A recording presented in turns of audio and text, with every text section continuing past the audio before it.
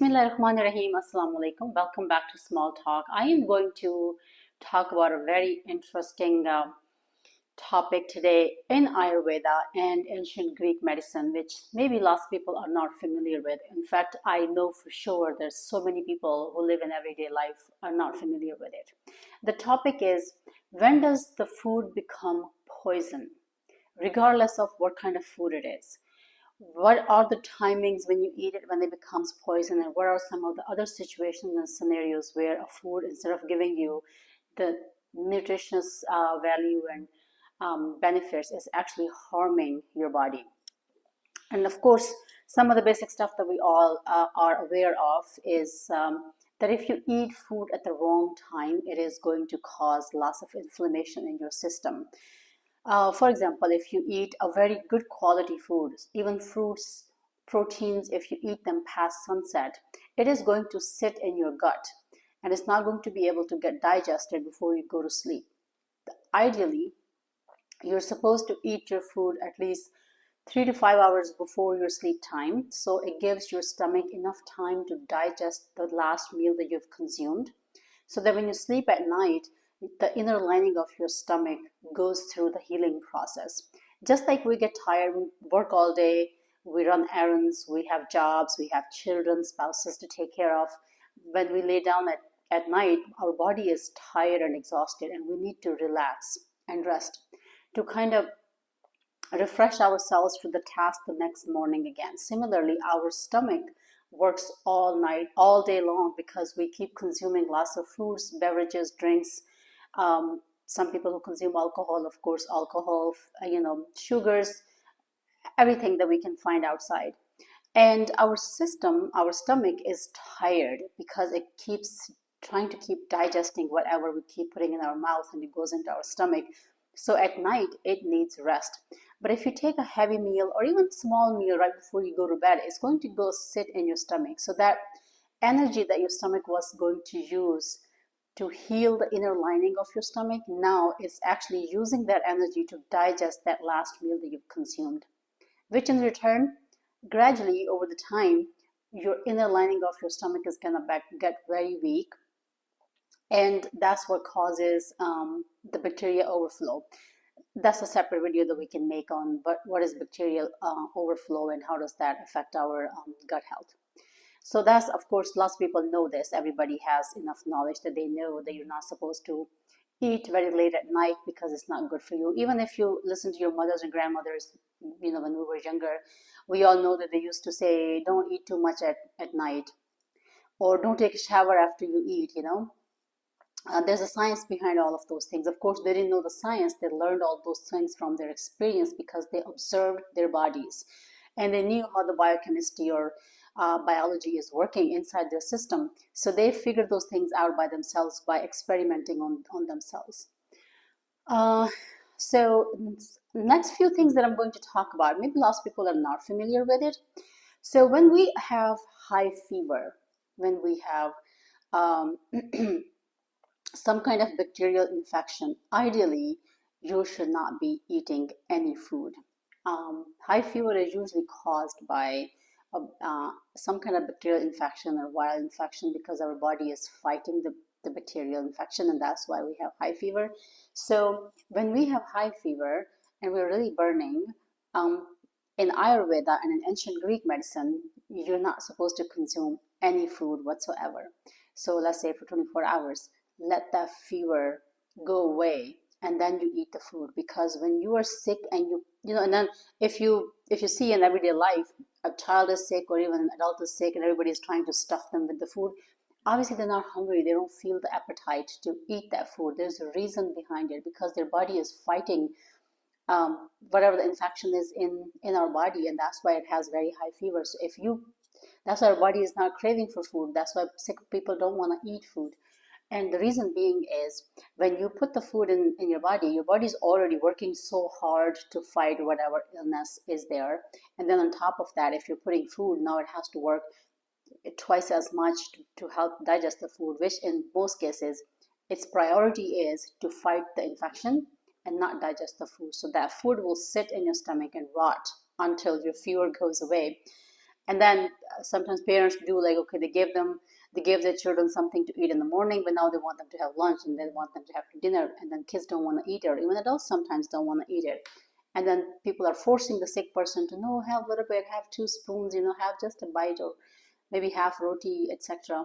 And what it's doing is, it's actually whatever they're putting in their mouth is just sitting there, going inside the stomach and just sitting there undigested. They're not getting any nutritious value out of it. It's not helping their body at all. And that's why it's useless. If anything, it's actually doing more harm to their body. Number two, and that's only for fever. However, if you have flu or cold, if you notice when you have cold or flu, your body is very weak, it's very achy, it's like you're moving very slow, you don't want to talk to anybody, you really don't want to do anything, you just want to lay there and rest. When you have cold or flu-like symptoms, in that situation, you must eat. That means your body is very lethargic and it needs the energy to be able to get up and do the bare minimum that you can. So in flu and cold, you should eat, but when you have fever, you should not eat any food. Whether the fever lasts a day or 2 days, usually an ill person doesn't even feel hungry. So stop stuffing food into their mouth when they have fever. When their body is ready to consume or eat food, they will ask for it. They'll say, I'm hungry, can I have some food? Because if a person has not eaten anything for 2 days because he or she had high fever and they had no appetite for food, and now suddenly the fever has come down, so they are going to feel, no, their stomach is relaxed, their whole body is relaxed, and it's now fighting the infection, the deadly, because body gets panic, it thinks, okay, something is happening to me. So the priority is to save the human life. So that Allah has created a beautiful system inside us. So it prioritizes what's more important right now. So the important part is to fight that illness and then go back to eating more food later on. Number three, when a loved one dies in the family, we all notice that immediate family members, let's say if a child has lost his or her parent, of course our parents are very near and dear to our heart.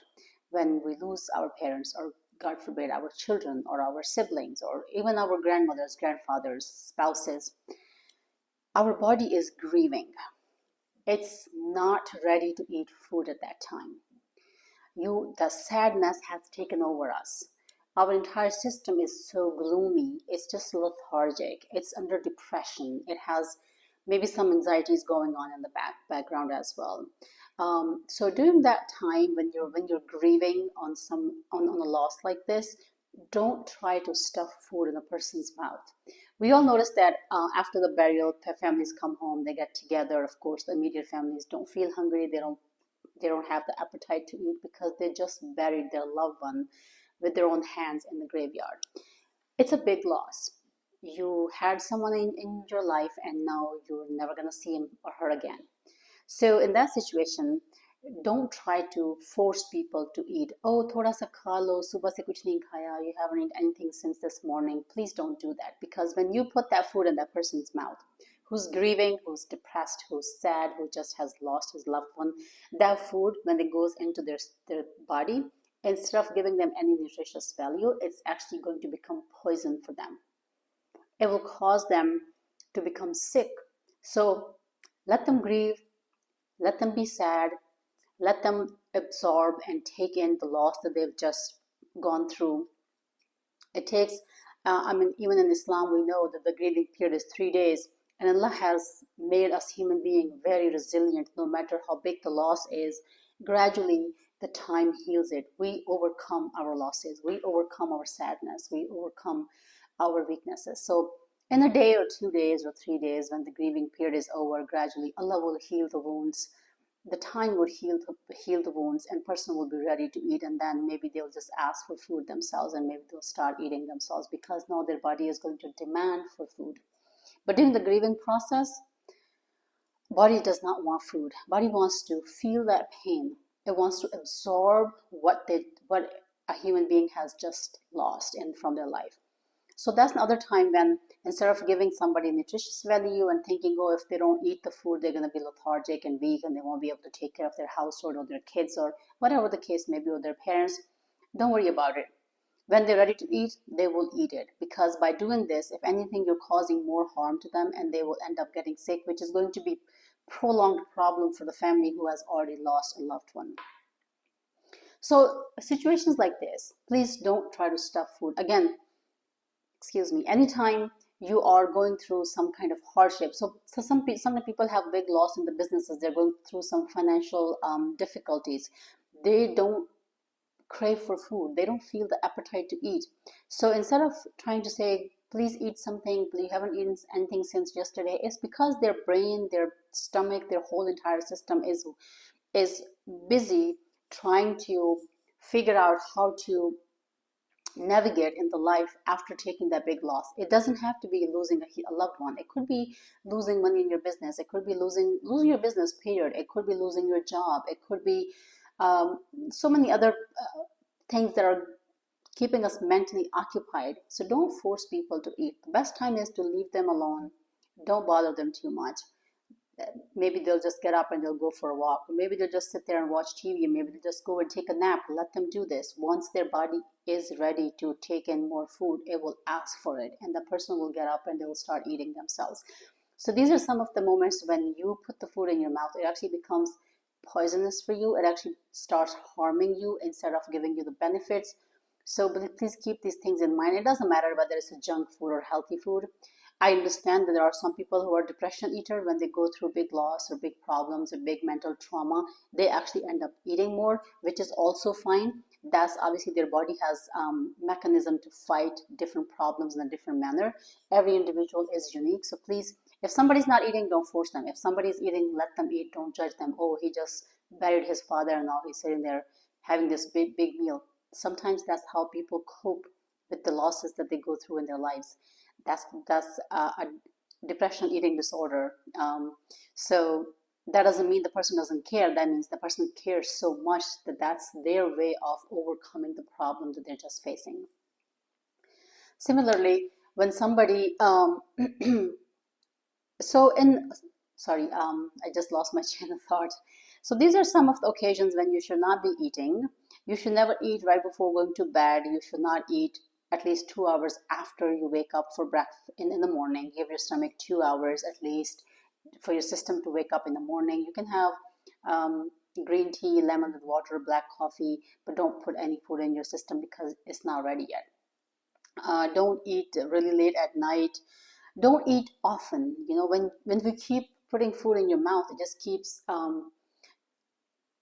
spiking your insulin, and as a result, you keep adding more fat to your middle area, the belly area. So eat less meals. Let's say you have breakfast in the morning. You're the person who eats 3 meals a day, breakfast, lunch, and dinner. Do that. But don't eat anything in between breakfast and lunch. Don't eat anything between lunch and dinner. Except for water or maybe green tea without honey, nothing should go in your mouth between your meals. Even just that small change alone would bring a big difference in your life. You'll feel more healthy, you'll feel more awake, you'll feel more energetic, your digestive system will feel better, and you will lose weight. And again, eat between the sunrise and sunset. Don't eat before sunrise and after sunset. That's the circadian rhythm of our body, the clock, the inner clock that we have in our system, which activates with the sunlight, and it kind of deactivates with the sunset. So our body knows when to slow down and when to burn food actively. Other thing, we've heard this term, eat breakfast like a king, eat lunch like a prince, etc. So don't eat very heavy breakfast in the morning. What it means is eat breakfast like a king. King is mentally more mature, wiser, older, and he understands the benefits of a good quality nutritious meal. So in the morning, make the wise choices. Eat healthy meal. Eat proteins, for example, eggs. You can have fruits. You can have some yogurt. You can have some nuts, some good quality fats like avocado, olive oil, olives, etc. So that's eating breakfast like a king, not like stuffing your face like a king, because king does not stuff their face. Prince would, because Prince is young, his digestive system is stronger, so he can do that. And he's not as wise, so he thinks whatever he does is just working fine for him. But King is at the age where things are not going well for him, and he understands that if he keeps stuffing his face the way he used to when he was younger, it is going to cause him lots of health problems. So eat breakfast like a king means eat small breakfast but good nutritious breakfast. Lunch like a prince. So now, younger people, their metabolism is faster. They have potential to digest their food much faster. So yes, you can have the biggest meal of the day during your lunchtime, but also make sure they don't consume too much junk. Just eat, healthy, lots of vegetables, proteins, some grains, rice, lentils, because our body clock and our system gets much more active as the sun goes up. So early part of the morning is obviously waking up, but it's slower. It's not able to digest very heavy meal. When the sun is at peak, let's say between 12 and 2, that's when you should have the biggest meal of the day, because your body is at the peak performance at that time. Every organ in your body is performing at its best. So that's when you should eat the biggest meal. And then very small meal at night. Why? Because first of all, we're going to be in resting mode. We slow down in the evening. We wind down. After 3 or 4 o'clock, usually people come home from work, kids come home from school, and they're just watching TV, or they're just doing some small activities in the house, maybe cleaning, cooking, doing some dishes, but that's not very labor intense job. So eating very small meal that you can digest before you go to bed by 10 o'clock. Let's say you go to 10, ideally you should go to bed by 10. So let's say you go to bed by 10, you should done eating your dinner by 6 o'clock the latest. And you will see, you'll sleep better. You might feel a little bit hunger pain at night, but that's a good thing. That means your stomach is repairing the inner liner, because it doesn't have any food inside, and it has the time to repair, to do the repairing that it's supposed to do at night. It's a good thing. It's not a bad thing. Those hunger pains are actually very good. These are some of the Ayurveda rules which we have been following since we were kids. Now, actually, when I'm older, I don't follow them as strictly, because I don't know, I'm just, instead of becoming wiser, I'm becoming more stupid, I guess. So, but if you're going through some health problems, just make these small changes and you'll see a big difference in your life, especially if you have GI tract problems and you have gut problems. Your gut will be in much better condition. Your constipation will heal. You'll sleep better at night, and we all know that better sleep always improves our health. So that's going to help a lot. I hope this video helped. Please give my video a thumbs up. Please subscribe to my channel if you haven't already. Until next video, Assalamu alaikum.